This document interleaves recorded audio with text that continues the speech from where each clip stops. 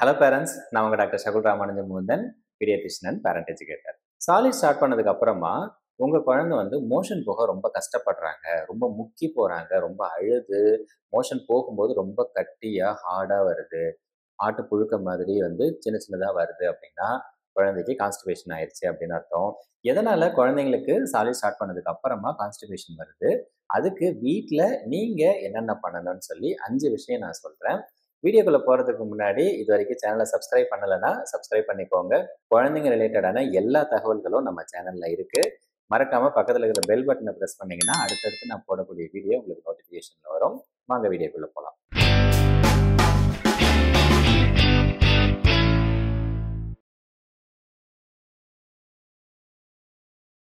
குழந்தைங்களுக்கு 6 மந்த்ஸ் வரைக்கும் நீங்கள் தாய்ப்பால் கொடுப்பீங்க, இல்லை ஃபார்முலா மில்க் கொடுக்குறீங்க அப்படின்னா அது வந்து மில்க் தண்ணியாக இருக்கும் இல்லையா, அந்த தண்ணி வந்து இப்போ குழந்தை குடிச்சாங்கன்னா ஸ்டொமக்கில் டைஜஷன் ஆகும், சத்துக்கள் உறிஞ்சப்பட்டு சிறுகுடல் பெருங்குடல்னு ஃபுல்லாக ட்ராவல் பண்ணி மலக்குடல் வழியாக மலமாக வெளியில் வந்துடும். அதே வந்து அரௌண்ட் ஒரு 5 to 6 மந்த்ஸில் நீங்கள் சாலிட் ஸ்டார்ட் பண்ணும்போது கூழ் மாதிரி கொடுப்போம், திக்காக இருக்கும். ஸோ லிக்விட் கன்சிஸ்டன்சிலேருந்து ஒரு கட்டியான திட ஆகாரமாக கன்சிஸ்டன்சி வந்து மாறும்போது அதை வந்து குழந்தையோட குடல் இருக்கு இல்லையா, அவங்களுடைய இண்டஸ்ட்ரின் வந்து அடாப்ட் பண்ணணும். அடாப்ட் பண்ணாதான் அதை வந்து ஈஸியாக செரித்து குழந்தை வந்து ஈஸியாக அதை வந்து சிறுகுடல் பெருங்குடலில் ஃபுல்லாக ட்ராவல் பண்ண வச்சு வெளியில் தள்ளிவிடும். இதில் வந்து பார்த்தீங்கன்னா சில குழந்தைங்களுக்கு அந்த இண்டஸ்ட்ரியல் மொட்டிலிட்டின்னு சொல்லுவோம், அந்த மூமெண்ட் வந்து மெச்சூர் ஆகிறதுக்கு கொஞ்சம் டைம் ஆகும், அந்த அடாப்ட் ஆகிறதுக்கு கொஞ்சம் டைம் ஆகும். ஸோ அதனால இனிஷியல் ஒரு 1 or 2 வீக்ஸுக்கு மோஷன் போக கஷ்டப்படுவாங்க. இதுதான் வந்து ஒரு பேசிக்கான ரீசன். இது கூட பேரண்ட்ஸ் பண்ணக்கூடிய சில தப்புனாலையும் குழந்தைங்களுக்கு கான்ஸ்டிபேஷன் வரும். அது என்னன்னா, ஃபர்ஸ்ட் வந்து கொடுக்குற உணவுல வந்து ஃபைபர் கம்மியா இருக்கிற மாதிரி கொடுக்கறது. இப்போ வந்து யூஸ்வலா நம்ம ஊர்லலாம் சாலிட் ஸ்டார்ட் பண்ணும்போது பார்த்தீங்கன்னா அரிசி கஞ்சி கொடுப்பாங்க, ராகி கூழ் கொடுக்கும்போது பார்த்தீங்கன்னா அதை அரைச்சி வடிகட்டி அந்த பாலை மட்டும் எடுத்து கூழ் மாதிரி கொடுப்பாங்க. அதுலலாம் பார்த்தீங்கன்னா குழந்தைங்களுக்கு பெருசாக நார் சத்தே கிடைக்காது. நார் சத்து கிடைக்கல அப்படின்னா மோஷன் வந்து டைட்டாக தான் போவாங்க. ரெண்டாவது தப்பு, தண்ணி கொடுக்காம இருக்கிறது.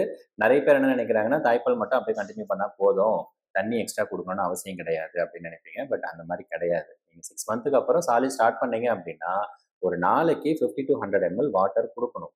தண்ணி குடிச்சாதான் குழந்தையோட அந்த இண்டஸ்ட்ரியல் மொட்டிலிட்டி வந்து நல்லா இம்ப்ரூவ் ஆகும். ப்ளஸ் மோஷன் ஃபார்ம் ஆகிறதுக்கும் அது ஹெல்ப் பண்ணும். ஏன்னா மோஷன் வந்து நல்லா சாஃப்டாக போகணும் அப்படின்னா நீர் சத்து நார் சத்து ரெண்டுமே முக்கியம். ஸோ ரெண்டுமே நீங்கள் கொடுக்குற ஃபுட்டில் வந்து இல்லை கம்மியாக இருக்குது அப்படின்னா ஆல்ரெடி குழந்தைக்கு வந்து கான்ஸ்டிபேஷன் வர்றதுக்கான ஒரு பாசிபிலிட்டி இருக்குது. ஏன்னா குழந்தையோட இண்டஸ்ட்ரின்ஸ் அப்போ தான் மெச்சூர் ஆகுது. அது கூட நீங்கள் இந்த மாதிரி உணவுகளை வந்து கொடுக்கும்போது குழந்தைக்கு கண்டிப்பாக மலச்சிக்கல் வரும். அடுத்ததா உங்க குழந்தைக்கு கான்ஸ்டிபேஷன் இருக்கு அப்படின்னா வீட்டில் நீங்க என்னென்ன விஷயங்கள் பண்ணணும்னு சொல்றேன். 5 விஷயங்கள் நான் சொல்றேன். அதுக்கு முன்னாடி என்னோட சாலிட்ஸ் வெபினார் பத்தி நான் சொல்லிடுறேன்.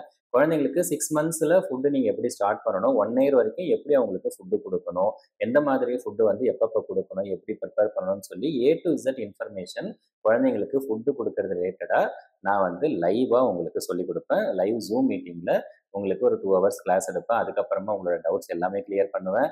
அது மட்டும் இல்லாமல் 1 வீக் வாட்ஸ்அப்பில் உங்களோட டவுட்ஸ் எல்லாமே கிளியர் பண்ணுறதுனால உங்களுக்கு 1 இயர் வரைக்கும் உங்கள் குழந்தைக்கு ஃபுட்டு கொடுக்கறதுக்கு ஒரு கான்ஃபிடன்ஸ் வரும். அது மட்டும் இல்லாமல் குழந்தைங்களோட டெவலப்மெண்டல் மைல் ஸ்டோன்ஸ் வேக்சின் சொல்லிட்டு 1 இயர் வரைக்கும் என்னென்னலாம் வந்து உங்கள் குழந்தைய பார்த்துக்கிறதுக்கு ஹெல்ப் பண்ணுமோ எல்லா விஷயமும் நான் சொல்லி தருவேன். வெபினார் பற்றின இன்ஃபர்மேஷன் தெரியணும்னா ஸ்க்ரீனில் தெரியுற நம்பரை கான்டாக்ட் பண்ணுங்க. என்னோட டீம் வந்து உங்களுக்கு தேவையான இன்ஃபர்மேஷன் கொடுப்பாங்க. ஸோ என்னென்ன விஷயங்கள் பண்ணணும்னு சொல்கிறேன். ஃபர்ஸ்ட் வந்து ஃபுட்டில் ஃபைபர் நிறையா இருக்கிற மாதிரி பார்த்துக்கோங்க. வெறும் வந்து அரிசி கஞ்சி ராகி பால் எடுத்துலாம் கொடுக்காம ஃபுல்லாக கொடுங்க. சாதத்தை ஃபுல்லாக கொடுங்க, பருப்பு சேர்த்து கொடுங்க. இதுக்கப்புறமா வெஜிடபிள்ஸு ஃப்ரூட்ஸ்லாம் வந்து பியூரி மாதிரி கூழ் மாதிரி நீங்கள் அடித்து கொடுக்கலாம், கீரை கொடுக்கலாம், குழந்தைங்களுக்கு பயிர் வகைகள் கொடுக்கலாம். ஸோ அந்த மாதிரி ஃபைபர் நிறைய இருக்கிற ஃபுட்டு வந்து ஆஃபர் பண்ணணும். ரெண்டாவது விஷயம், குழந்தைங்களுக்கு தண்ணி கொடுக்கணும். நான் ஆல்ரெடி சொன்ன மாதிரி 6 மந்த்ஸுக்கு அப்புறம் அரௌண்ட் ஒரு 50 to 100 ml பர் டே வந்து நீங்கள் எக்ஸ்ட்ராவாக தண்ணி கொடுக்கணும். ஆல்ரெடி தாய்ப்பால் கொடுப்பீங்க, இல்லை ஃபார்முலா ஃபீட் கொடுப்பீங்க, அதில் கொஞ்சம் தண்ணி இருக்கும். ஃபுட்டு வந்து நீங்கள் கூழ் மாதிரி கொடுப்பீங்க, அதுலேயும் கொஞ்சம் தண்ணி சேர்ப்பீங்க. அதெல்லாம் இல்லாமல் எக்ஸ்ட்ராவாக அரௌண்ட் வந்து 50 to 100 ml ஒரு நாளைக்கு நீங்கள் தண்ணி கொடுக்கணும். மூணாவது, டம்மி மசாஜ் பண்ணணும். அதாவது குழந்தைக்கு குளிக்க வைக்கிறதுக்கு முன்னாடி ஆயில் மசாஜ் பண்ணுவீங்க, அந்த டைமில் வயிற்றுல எக்ஸ்ட்ராவாக கிளாக் வைஸ் டைரக்ஷனில் சர்க்குலர் மோஷனில் டம்மி மசாஜ் பண்ணணும்.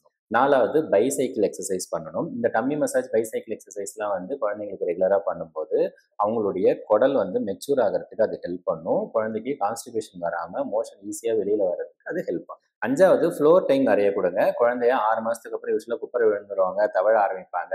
மேக்ஸிமம் டைம் தரையிலேயே வந்து அவங்கள வச்சு என்கேஜ் பண்ணீங்க அப்படின்னா, அவங்களுடைய வயிறு வந்து ஃப்ளோர்ல அமுங்கிக்கிட்டே இருக்கும்.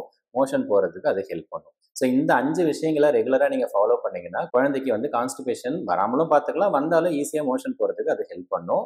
இது எல்லாமே ஃபாலோ பண்ணியாச்சு. இருந்தாலும் வந்து குழந்தை மோஷன் சரியா போக மாட்டேங்கிறாங்க, கஷ்டப்படுறாங்க அப்படின்னா, 5 நாள் வரைக்கும் நீங்க வெயிட் பண்ணலாம். 5 நாள் மோஷன் போகலையா, 6வது நாள் டாக்டர்கிட்ட போயிட்டு காமிக்கணும். அது மட்டும் இல்லாம மோஷன் போகும்போது ரொம்ப இறுகி போறாங்க. அதுல வந்து பிளட் வருது. மோஷன் போகாம இருக்கிறதுனால குழந்தை சரியா பால் குடிக்க மாட்டேங்கிறாங்க. நாள் ஃபுல்லா அழுதுகிட்டே, முக்கிக்கிட்டே இருக்காங்க அப்படின்னா, டாக்டர வந்து கன்சல்ட் பண்ணுங்க. செக் பண்ணி பார்த்துட்டு மெடிசின் பிரிஸ்கிரைப் பண்ணுவோம். அத வந்து நீங்க ரெகுலரா ஃபாலோ பண்ணலாம். குழந்தைக்கு கான்ஸ்டிபேஷன் சரியாயிடும். ஸோ சுருக்கமா சொல்லணும் அப்படின்னா, குழந்தைங்களுக்கு 6 மந்த்ஸ்க்கு அப்புறம் நீங்க ஃபுட் குடுக்கும்போது கான்ஸ்டிபேஷன் வர்றது நார்மலான ஒரு விஷயம் தான். பெரிய வியாதி அப்படிலாம் கிடையாது. நான் சொன்ன விஷயங்கள ஃபாலோ பண்ணுங்க. கான்ஸ்டிபேஷன் வந்து இம்ப்ரூவ் ஆகும். இது மாதிரி குழந்தைகள் ரிலேட்டடான நிறைய இன்ஃபர்மேஷன் நம்ம சேனல்ல ஆல்ரெடி இருக்கு. சர்ச் பண்ணி பாருங்க. உங்களுக்கு நிறைய வீடியோஸ் கிடைக்கும். சேனல சப்ஸ்கிரைப் பண்ணிக்கோங்க. இந்த வீடியோ பிடிச்சிருந்துச்சுன்னா லைக் பண்ணுங்க, ஷேர் பண்ணுங்க. அடுத்த வீடியோல வேற ஒரு தகவலோட சந்திக்கலாம். நன்றி, வணக்கம்.